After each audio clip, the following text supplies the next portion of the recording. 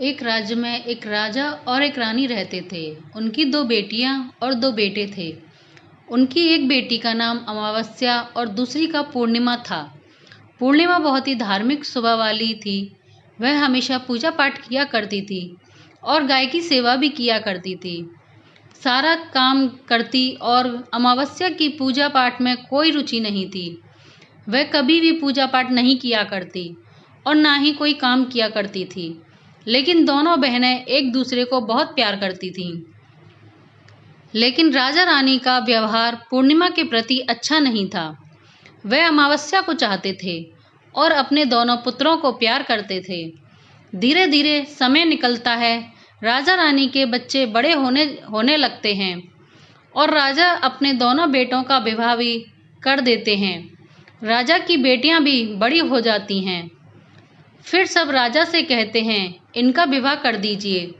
राजा ने कहा, हाँ, विवाह तो करना ही है।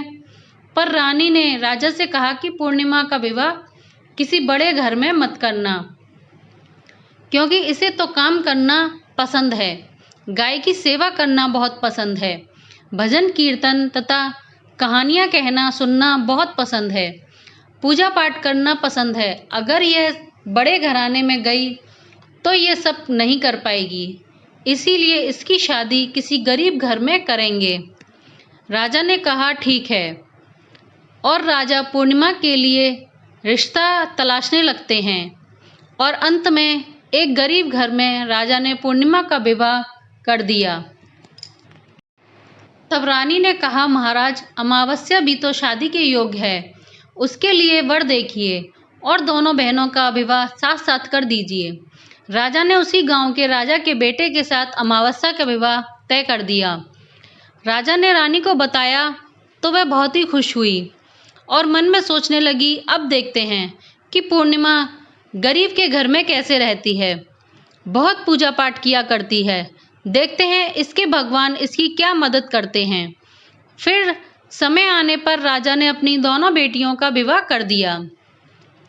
अमावस्या को बहुत धन दौलत दी, लेकिन पूर्णिमा को कुछ भी नहीं दिया। पूर्णिमा के भाई भाभी उसे बहुत प्यार करते थे, क्योंकि वह अपनी भाभियों का काम में हाथ बढ़ाती थी। लेकिन अमावस्या उन सब पर रोज जमाती थी। फिर अमावस्या और पूर्णिमा दोनों अपने अपने ससुराल चली गईं। एक बार की बात है, अमावस्या ने अपने घर पर शिव चर्चा रखी और सबको बुलाया, लेकिन अपनी बहन पूर्णिमा को नहीं बुलाया। पूर्णिमा अपने दरवाजे पर बैठी थी तो गांव की औरतों ने कहा, तुम्हारी बहन के घर शिव चर्चा है, तुम नहीं जाओगी? पूर्णिमा ने कहा, नहीं जा रही, क्योंकि मेरी बहन ने मुझे नहीं बुलाया है, तो मैं कैसे जा सकती हूँ? तो गांव की औरतों ने कहा कि नहीं बुलाया तो क्या हुआ, पूजा पाठ है, तुम चलो हमारे साथ। गांव की औरतों की बात मानकर पूर्णिमा शिव चर्चा में अपनी बहन के घर चली गई। जब अमावस्या ने पूर्णिमा को देखा तो वह गुस्से से बोली, जब मैंने तुम्हें बुलाया ही नहीं तो तू मेरे घर क्यों आई? अब आ ही गई हो तो चुपचाप एक जगह बैठी रहना, इधर उधर मत घूमना। उसने पूर्णिमा की गरीबी का बहुत मजाक उड़ाया। पूर्णिमा की आंखों से आंसू बहने लगे।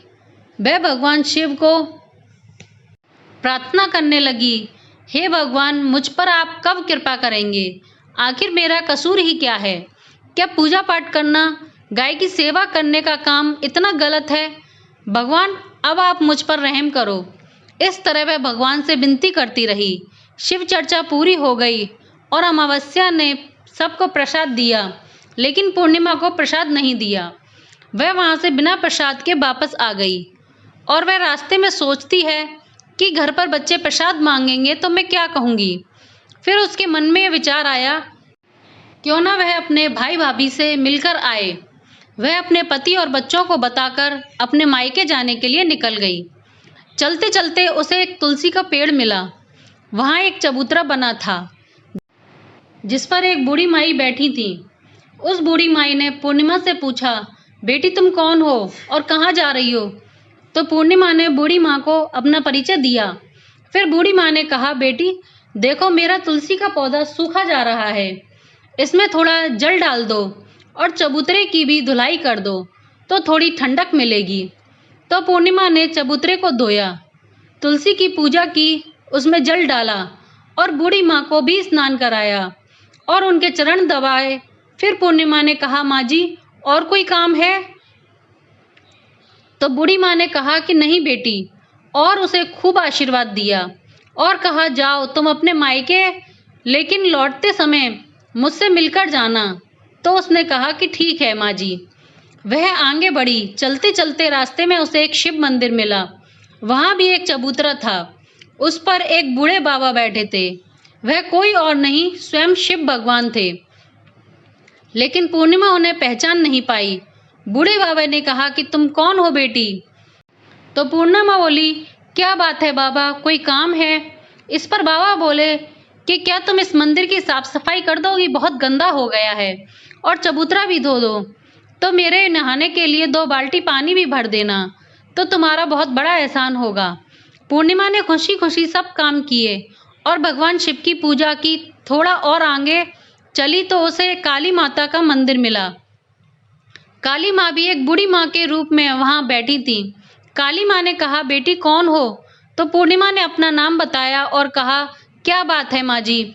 तो बूढ़ी माँ ने कहा, बेटी यहाँ सब पूजा पाठ करके चले जाते हैं, कोई मंदिर साफ नहीं करता। देखो मंदिर कितना गंदा हो गया है, जरा इसकी साफ सफाई कर दो। तो पूर्णिमा ने मंदिर की साफ सफाई कर दी और माँ का श्रृंगार किया, पूजा की। उसके बाद बूढ़ी माँ को स्नान कराया और हाथ पैर दबाए। फिर वे आगे बढ़ी तो एक नदी मिली। वहां भी एक बूढ़ी माँ बैठी थी। वह और कोई नहीं, गंगा मैया थी। उन्होंने कहा, बेटी कौन हो तुम? तब उसने अपना नाम बता दिया। फिर बूढ़ी माँ ने कहा कि बेटी यहाँ सब स्नान तो करते हैं, लेकिन कोई साफ सफाई नहीं करता। तुम यहाँ की साफ सफाई कर दो। उसने वहाँ भी सफाई कर दी। फिर वह बूढ़ी माँ भी उसे खूब सारा आशीर्वाद देती हैं।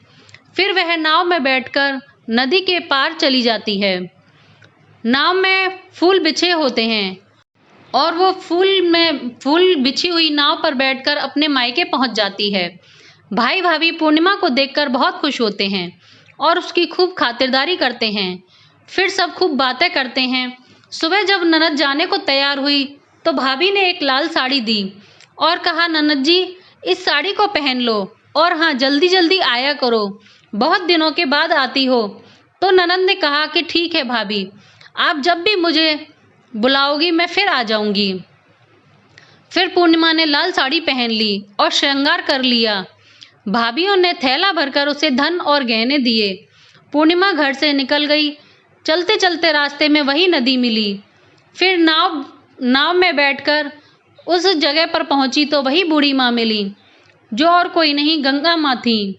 उन्होंने कहा, बेटी आ गई अपने मायके से? पूर्णिमा ने कहा, हाँ माँ जी। तब बूढ़ी माँ ने एक थैला दिया और कहा, इसे ले जाओ। मैं कहाँ रखूंगी, बहुत भारी है, और हाँ इसे रास्ते में मत खोलना, घर जाकर ही खोलना। पूर्णिमा ने कहा, ठीक है माँ जी, और वह वहाँ से आगे चल दी। आगे चली तो काली माँ का मंदिर मिला। वहाँ भी वही बूढ़ी माँ बैठी हुई थी। उन्होंने भी पूर्णिमा को एक थैला दिया। अब उसके पास 3 थैले हो गए। फिर कुछ आगे बढ़ी तो शिव मंदिर मिला। वहाँ वे बूढ़े बाबा बैठे हुए थे। उन्होंने भी पूर्णिमा को एक थैला दिया।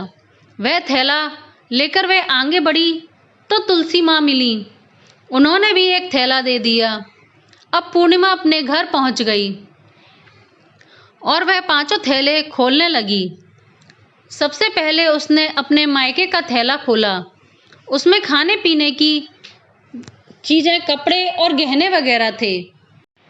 उसने खाने पीने की चीज़ें अपने बच्चों को दिए और कपड़े भी दिए, तो बच्चे बहुत खुश हो गए। दूसरा थैला जो गंगा माँ ने उसे दिया था, उसमें सोना चांदी भरा था। तीसरा थैला जो काली माँ ने दिया था, उसमें 16 श्रृंगार भरा था। चौथा थैला जो शिव भगवान ने दिया था, उसमें सब खुशियाँ थीं, धन संपत्ति सब कुछ था। 5वां थैला तुलसी माँ ने उसे दिया था। वह खोला तो उसमें चावल गेहूं सब अनाज भरा था। पूर्णिमा के घर अब किसी प्रकार की कोई कमी नहीं थी। धन संपत्ति भंडार से उसका घर भर गया। पूर्णिमा खुशी खुशी रहने लगी। एक दिन पूर्णिमा ने सोचा, क्यों न मैं शिव चर्चा करवाऊं। फिर पूर्णिमा ने शिव चर्चा रखी, सबको बुलाया। वह अपनी बहन के घर भी गई बुलावा देने के लिए। जब अमावस्या अपनी बहन के घर चर्चा में आई तो उसके घर में धन दौलत देखकर आश्चर्य से रह गई। फिर अमावस्या ने पूछा कि तुम्हारे घर में इतना धन दौलत कैसे हो गया। तो पूर्णिमा ने कहा, देखो बहन, तुमने शिव चर्चा रखी तो मुझे नहीं बुलाया। फिर भी मैं बिना बुलाए तुम्हारे घर गई, लेकिन तुमने मुझे प्रसाद नहीं दिया। फिर तुम्हारे घर से आने के बाद मैं मायके चली गई। फिर सब बात उसने अमावस्या को बता दी। अमावस्या ने कहा, मैं भी जाऊंगी मायके, तुम भी मुझे डांटो और प्रसाद भी मत देना। लेकिन पूर्णिमा ने कहा, भगवान का प्रसाद है, मैं तो सबको दूंगी। लेकिन अमावस्या ने प्रसाद नहीं लिया और अपने घर जाकर बच्चों से कहकर अपने मायके के लिए चली गई। चलते चलते तुलसी माँ मिली। उन्होंने कहा, बेटी यह चबूतरा धो दो और तुलसी में पानी डाल दो। तो अमावस्या कहती है कि ए बुढ़िया, मैंने इतनी महंगी साड़ी पहन रखी है तो वो गंदी हो जाएगी, मैं कुछ नहीं करूँगी। आगे चलकर भगवान शिव मिले तो उन्हें भी उसने ऐसे ही जवाब दिया। उससे आगे उसे काली माँ मिली तो उसने फिर से यही कह दिया। गंगा माँ मिली तो उनसे भी ऐसे ही कह दिया। फिर नाव में बैठी तो नाव में कांटे थे जो उसके पैरों में चुभ गए। फिर वह अपने मायके पहुंच गई। जब भाभियों ने देखा कि ये कहाँ से आ गई, अरे पूर्णिमा के पास तो कुछ भी नहीं था, इसीलिए उसे सब कुछ दिया, लेकिन यह यहाँ क्यों आई। चलो कोई बात नहीं, आ ही गई है तो बैठो, ये कोई काम तो करवाएगी नहीं। बेचारी पूर्णिमा तो सारा काम करवाती है। अमावस्या खाना खाकर सो गई। सुबह हुई तो अमावस्या ने कहा, भाभी हम जा रहे हैं। तो भाभी ने कहा, ठीक है। तब अमावस्या ने कहा, भाभी पूर्णिमा को तो आपने थैला भर कर दिया और मुझे कुछ भी नहीं। तो भाभी ने कहा कि तुम्हारे घर थैला पहुंच जाएगा। फिर अमावस्या चल दी तो गंगा मैया मिली। गंगा माँ ने कहा, आ गई बेटी। तो उसने कहा, आपने पूर्णिमा को तो थैला दिया, मुझे कुछ भी नहीं दोगी। तो माँ गंगा मैया ने कहा कि ठीक है, जाओ बेटी, हम घर भिजवा देंगे। ऐसे ही भगवान शिव और काली माँ और तुलसी माता ने भी कह दिया। जब वह घर पहुंची तो उसके आंगन में 5 थैले रखे थे। जब अमावस्या सारे थैले खोलती है तो किसी में मिट्टी, किसी में ईंट पत्थर, किसी में सांप बिच्छू थे। उसने अपना माथा पीट लिया और कहा कि हे भगवान, हमें मायके में भी कुछ नहीं मिला और इधर भी कुछ नहीं मिला। फिर अमावस्या दौड़कर पूर्णिमा के पास जाती है और कहती है, तुझे इतना सब मिला, मुझे कुछ भी नहीं मिला। तो पूर्णिमा ने कहा, मैं मायके जाती हूँ तो भाभियों के साथ काम करवाती हूँ और तुमने तो भाभी की कभी भी मदद नहीं की, तो भाभी तुमको क्या देती। गंगा माँ को तुमने ठुकरा दिया, शिवजी, काली माँ, तुलसी माँ, सबको तुमने ठुकरा दिया, इसीलिए भगवान ने तुम्हें कुछ भी नहीं दिया। अमावस्या कहती हैं, बहन मुझे माफ़ कर दो, मैंने सदा तुम पर अत्याचार किए, लेकिन इसमें मेरा कोई कसूर नहीं। मुझे भी बताओ, अभी मुझे नहीं मिला लेकिन मैं भक्ति करके सब कुछ प्राप्त कर लूँगी। तो पूर्णिमा ने कहा, बहन देखो, 3 सूत्र का ज्ञान ले लो। पहले सूत्र में दया मांगना, दूसरे सूत्र में चर्चा करना और तीसरे सूत्र में 108 बार ओम नमः शिवाय का जाप करना। बहन, भगवान ने जो 3 सूत्र दिए हैं वह प्रसाद के रूप में स्वीकार कर लेना और हृदय में बसा लेना। मैंने सच्चे मन से भगवान की पूजा पाठ की है, सबकी मदद की है, सबका काम किया है, इसीलिए मुझे सब कुछ मिला और तुम्हारे पास जो भी था वह भी खत्म हो गया। तो अमावस्या अपने घर गई और वह पूजा पाठ करने लगी और भगवान शिव से माफ़ी मांगने लगी। दोस्तों, अगर आपको यह कहानी अच्छी लगी हो तो प्लीज़ लाइक करें, शेयर करें और चैनल को सब्सक्राइब करें। धन्यवाद।